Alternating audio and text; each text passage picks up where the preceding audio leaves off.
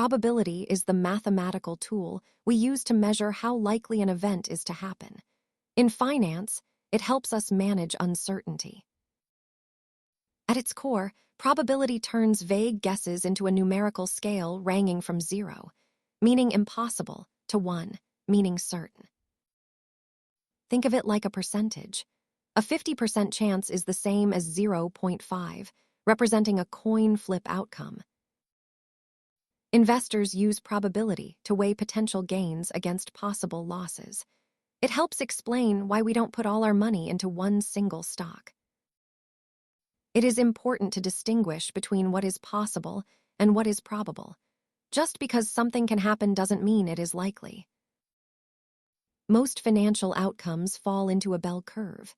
Extreme events are rare, while average outcomes happen with much higher statistical frequency. Using this mindset helps you stay calm during market swings, knowing that volatility is just part of the statistical landscape. Understanding probability is a key step in building your financial literacy. Thanks for watching and subscribe for more basics.